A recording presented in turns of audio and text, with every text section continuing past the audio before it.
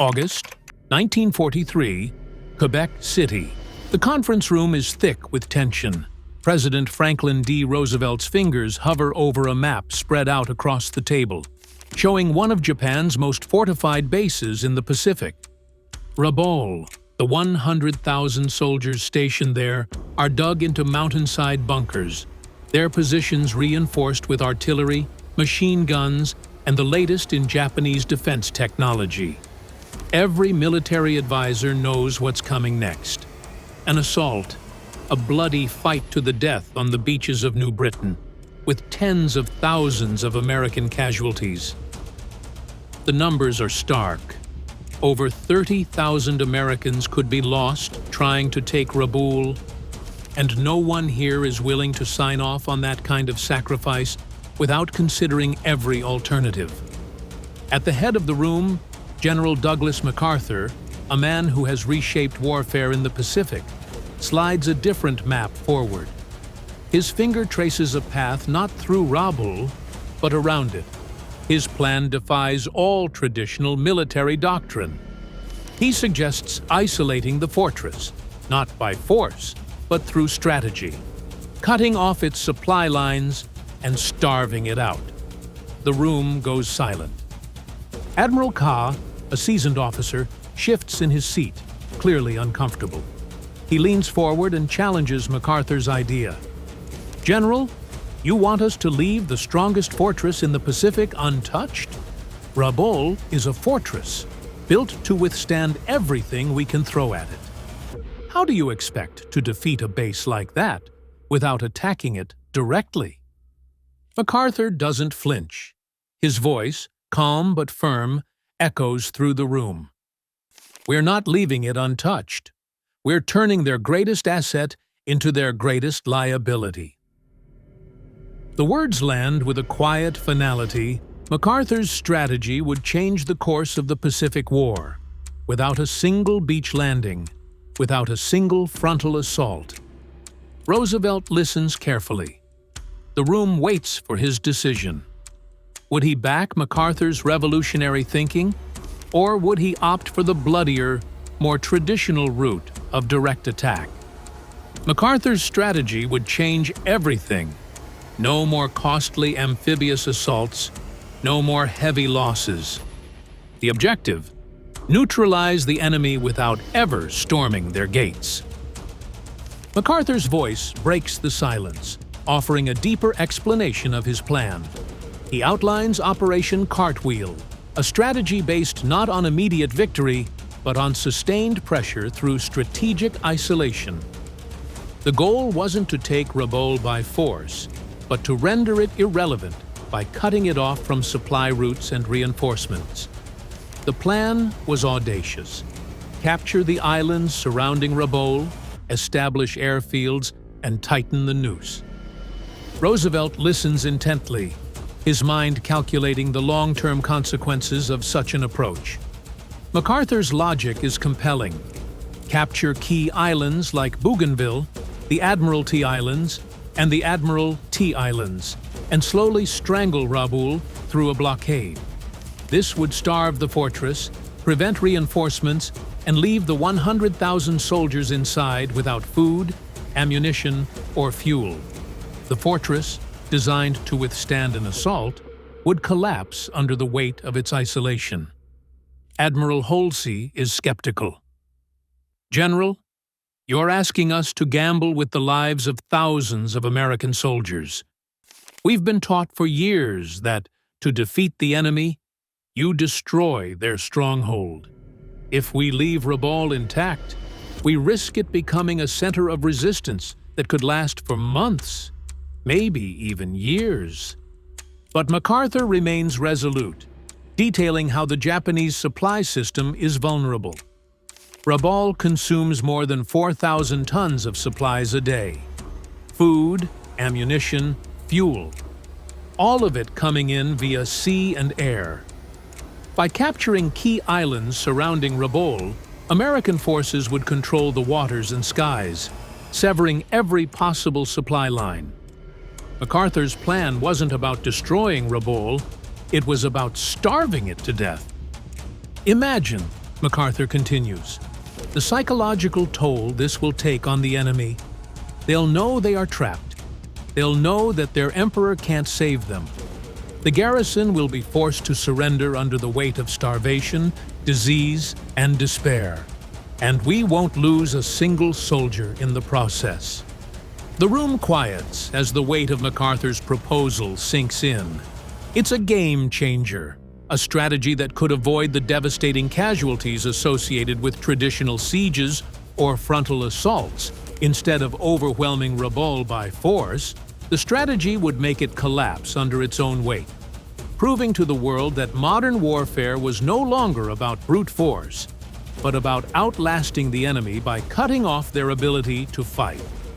The psychological impact of this strategy would ripple across every garrison Japan had left in the Pacific. MacArthur's strategy unfolds as Operation Cartwheel takes form. The plan begins in June 1943, with simultaneous landings in the Solomon Islands and New Guinea. By November, Bougainville will be captured, bringing American bombers within range of Rabaul. The operation's brilliance lies in its step-by-step approach. Instead of a massive assault on Rabaul's fortified defenses, MacArthur will neutralize the fortress by cutting off its life supply. A captured island becomes a stepping stone. Airfields are built, supply routes established, and Japanese convoys are harassed with relentless air attacks. As General Marshall expresses his concerns about the long-term nature of the plan, MacArthur's confidence never wavers. This isn't just about neutralizing Rabaul. It's about sending a message to every other Japanese garrison in the Pacific. Your supply lines can be cut at will. The room grows tense as MacArthur details the practicalities of his plan. Rabaul's isolation will take 90 days to complete. But the real strength of the strategy lies not in quick conquest, but in sustained pressure. Every island gained will tighten the noose. Bombers from Guadalcanal will begin daily raids on Rabaul's airfields, slowly rendering the fortress defenseless. Admiral Halsey is doubtful about the ability to maintain this blockade without overwhelming resistance. What if the Japanese fight back with more resources? They can't simply be starved out. Won't they reinforce Rabaul? MacArthur's response is blunt. We control the sea and the air, Admiral. The Japanese can't move without us knowing. The magnitude of MacArthur's decision becomes clearer. No longer would victory hinge on amphibious assaults or bloody invasions. Instead, it would be an unprecedented test of logistical warfare. A battle to see if a fortress could be brought to its knees without ever firing a shot in anger. The American industrial machine would become the driving force of this new kind of conflict, where attrition, not shock and awe, would win the war. The psychological aspect of the strategy also dawns on Roosevelt as MacArthur speaks. By isolating Rabaul, the Japanese will be demoralized, and their morale will crumble under the strain of isolation. This psychological warfare element is a critical piece of MacArthur's thinking. If they believe their position is untenable, they will surrender. Roosevelt carefully examines the details of the operation, knowing that if MacArthur's plan works, it will revolutionize how wars are fought, and possibly shorten the conflict by years. The concept of isolating strongholds without direct confrontation is revolutionary. But the question lingers: would it work as flawlessly as planned? Would this slow attrition strategy prove as successful as the theory suggests? Time would tell, but Roosevelt's decision was now inevitable.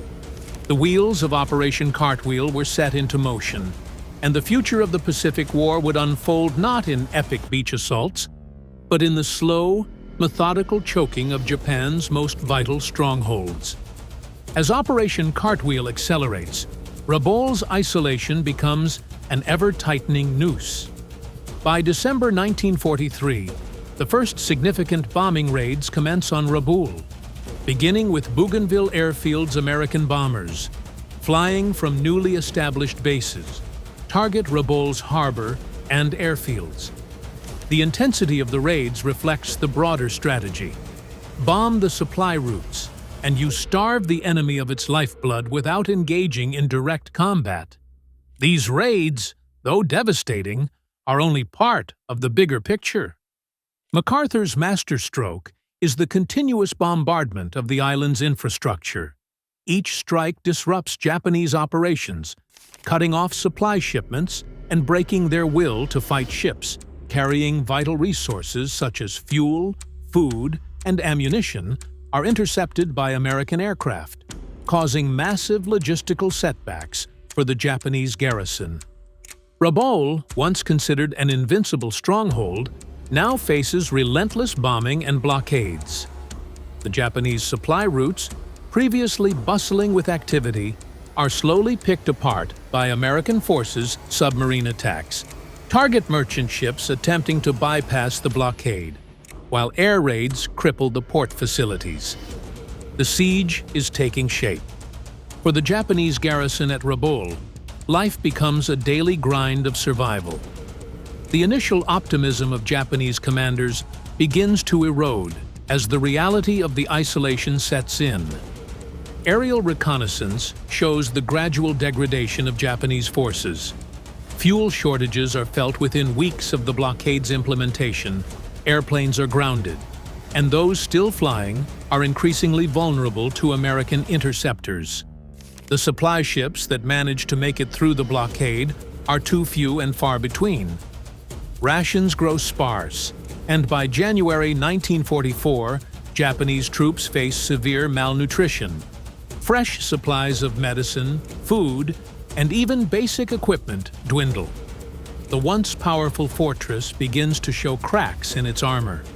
In response, the Japanese commanders, led by General Imamura, realize that they are facing something they never anticipated: a slow, methodical attrition that would eventually break them, even without an American invasion. Rabaul, with its massive fortifications, is becoming a prison, and the soldiers within its walls are being starved out. Psychological pressure begins to build. Morale among the troops starts to plummet. Desertions increase, and many soldiers, driven to desperation, turn to makeshift gardens and scavenging to survive. The American blockade and continuous bombardment are not just military tactics. They are a war of attrition aimed at breaking the spirit of the Japanese garrison. The fortress that was supposed to be impenetrable becomes a symbol of inevitability for the Japanese forces trapped within it. Defeat is no longer just a tactical concern. It has become a matter of time. By March 1944, the isolation of Rabaul is near complete, and the Japanese forces trapped there are on the brink of collapse. MacArthur's strategy of cutting off the fortress from the outside world has proven devastatingly effective. The combination of bombing raids, submarine blockades, and the systematic capture of surrounding islands has crippled Rabaul's ability to function as a strategic asset for Japan. As American forces secure airfields on Bougainville, New Britain, and New Guinea, the Japanese garrison at Rabaul becomes further marginalized. The daily reality of scarcity begins to take its toll. The island's once vibrant military infrastructure is now a shadow of its former self-replacement aircraft failed to arrive, and Japanese ships are continually intercepted before they can unload their critical cargo.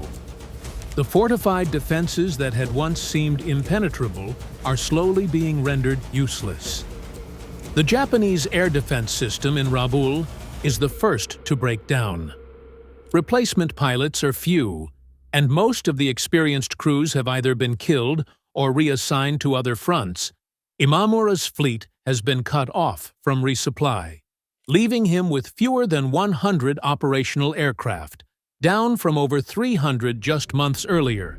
The B-24 Liberators and B-17 Flying Fortresses bomb Rabaul with increasing frequency. targeting everything from shipping docks to airstrips, further diminishing the ability of Japanese forces to mount any kind of meaningful resistance. Rabaul's coastal artillery, once capable of sinking ships from miles away, is increasingly ineffective due to lack of ammunition and overstretched personnel. Coral reefs and the continuous American air dominance make it impossible for Japanese ships to even approach the harbor without risking annihilation. The supply chains are severed, and the Japanese troops inside are left to fend for themselves with what little they have. Tropical diseases like malaria, dysentery, and beriberi begin to spread uncontrollably, further diminishing the fighting capability of Rabaul's defenders. The moral decline of the soldiers within Rabaul becomes increasingly evident. Soldiers who were once poised for battle are now struggling just to survive. With food supplies diminishing and medical care virtually non-existent, rations become severely reduced, with many soldiers living off stale rice or foraged vegetables. The worst part of this isolation is the psychological toll. Soldiers have no idea when or if they will be relieved, and daily bombardments have created an environment of constant fear. The supply ships that do manage to slip through are increasingly under attack by American bombers and submarines. The Japanese military command in Tokyo begins to realize that the fortress at Rabaul is no longer a viable base for further operations in the Pacific. What had once been Japan's most strategically important stronghold is now a dead weight, draining resources that could be better used elsewhere. General Imamura, once a proud defender of the fortress, is faced with the harsh reality of his situation.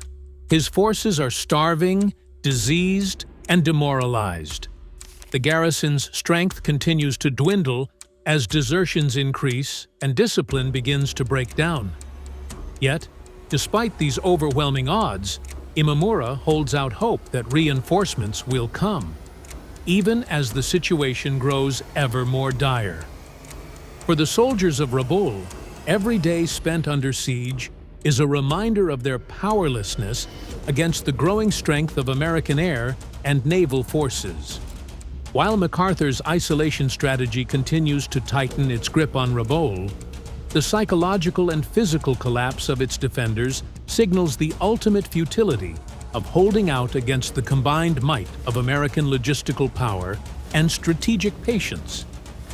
What had once been Japan's strongest fortress is now suffocating under the weight of its isolation, and the end is inevitable.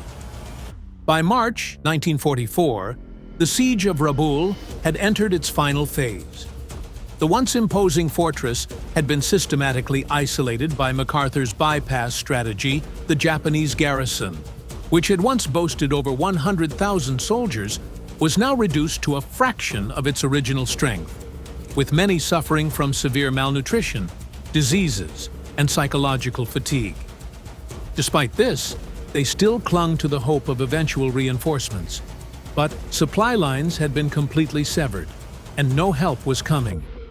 In the months following, Japanese defenses around Rabaul, such as airfields and coastal artillery, were subjected to relentless bombing raids from American bombers. Every strike, whether from B-24 Liberators or B-29 superfortresses, further degraded their ability to function. The continuous bombardment wreaked havoc on their already fragile infrastructure, with vital port facilities and airfields destroyed. The psychological toll on Japanese soldiers was immense, as they could do little but wait for the next air raid, powerless to fight back or stop the destruction from above. The supply shortages grew dire. Rice was rationed down to barely a few handfuls a day, and medications ran out, leaving soldiers vulnerable to illnesses like malaria, dysentery, and typhus. Despite the mounting deaths from starvation and disease, discipline within the Japanese ranks remained relatively intact. The soldiers still fought on, not out of hope of victory, but out of loyalty to their emperor and a sense of duty that transcended the dire circumstances they found themselves in. Even as American forces continued to close in around Rabaul, the Japanese defensive resolve remained strong. General Imamura, the commander of the Japanese forces at Rabaul, continued to reinforce the belief that surrender was not an option, despite the growing signs of inevitable defeat. His instructions to his troops were clear: hold out as long as possible and maintain the honor of the Imperial forces, even as the situation became increasingly hopeless. By March 1944, Rabaul's defenses have begun to crumble under the weight of MacArthur's bypass strategy. The fortress, once a symbol of Japanese power, is now a liability, cut off from reinforcements and supplies. The air superiority held by the Americans makes it impossible for Japanese convoys to resupply the fortress, and the relentless bombing raids have left Rabaul's airfields in ruins. The once mighty Japanese garrison, numbering over 100,000 soldiers at the beginning of the siege, is now reduced to fewer than 30,000 men capable of combat. The soldiers trapped in Rabaul, facing starvation, disease, and psychological strain, have transformed from elite fighters to survivors. With their supply lines severed, they struggle to adapt. Vegetable gardens are planted in bomb craters, and salvaged materials from wrecked aircraft are used for basic tools. Morale is at an all-time low. Soldiers, once dedicated to defending their emperor, now question the purpose of their fight. By March 1944, air superiority and the blockade have taken their toll. The psychological impact of constant bombing and isolation is clear. Soldiers become more desperate as their combat effectiveness wanes. Imamura, now fully aware of the fortress's fate, continues to send desperate messages to Tokyo, but the Japanese High Command remains unaware of the full extent of the isolation. As Rabaul suffocates from within, Imamura and his men are forced to confront the harsh reality. Their greatest defense is now their greatest vulnerability. This isolating siege has shown that modern warfare is not about the destruction of strongholds, but about strategic attrition. Choking the enemy from within, the once impenetrable fortress has become a prison, doomed by MacArthur's brilliant strategy of air and sea control. The siege of Rabaul proves that in the age of modern warfare, it's not the strongest position that prevails, but the one capable of cutting off its opponent's lifeblood. By June 1945, Rabaul's fate is sealed. The strategic brilliance of MacArthur's bypass strategy has isolated the fortress for 22 months, and its once formidable defenses have been reduced to a shell of their former selves. Japanese morale has plummeted, and the fortress, once designed to resist any attack, has turned into a massive resource drain for Japan. With no fresh supplies and minimal reinforcements, Rabaul's garrison is living on starvation rations, relying on whatever they can scavenge. The surrounding environment, which once aided Japanese defense, has become an enemy in itself as the inhospitable terrain, compounded by disease and psychological strain, wreaks havoc on the soldiers' bodies and minds. On August 6, 1945, after 22 months of isolation, General Imamura is forced to send a surrender request through neutral channels. The message speaks volumes about the complete failure of Japan's military position. Imamura admits that ammunition will last only 3 more days, that medical supplies are near exhaustion, and that food rations can only sustain the remaining soldiers for 2 more weeks. Despite the endless bombing raids and a slow, painful degradation of their fighting capabilities, the honor-bound soldiers of Rabaul resist until the very end, showing no signs of surrender until their emperor's command is heard. The soldiers of Rabaul have not died in glorious battle. Instead, they succumb to malnutrition, disease, and exhaustion. These aren't the battle wounds of a hero's death. They are the brutal, silent kills of a war of attrition. The sense of being forgotten by both Japan and the outside world has taken a severe toll on their mental health. With no prospect of relief and no escape, the soldiers show signs of psychological trauma, similar to modern-day PTSD. Yet, despite the suffering, their discipline holds steady. Their loyalty to the emperor remains undiminished, even as they starve. The siege of Rabaul had far-reaching consequences for the war and the Japanese military. The successful use of air power and logistics to isolate a major stronghold without direct assault revolutionized military strategy. MacArthur's strategy proved that attrition through blockade could be as devastating as direct conflict, and it reshaped American military doctrine for years to come. The siege of Rabaul demonstrated that a modern military force could cripple a formidable enemy without sacrificing thousands of lives. After the war, Japanese veterans who had survived the siege recalled the impact of MacArthur's strategy. They realized the gravity of America's industrial might and logistical superiority, and how it had turned their greatest stronghold into a strategic liability. Even Emperor Hirohito came to acknowledge that Japan's resource scarcity and inability to adapt to modern warfare led directly to their downfall. The legacy of Rabaul lived on in military theory and strategic planning well into the Cold War. The blockade tactics pioneered in the Pacific were applied to future conflicts, demonstrating that modern warfare had evolved beyond traditional siege tactics. The ability to starve out an enemy while maintaining minimal casualties became an essential element of U.S. military doctrine, influencing future military conflicts. In the end, the surrender of Rabaul was not a traditional victory. It was the result of patience, precision, and strategic isolation, a testament to the evolving nature of war in the modern age.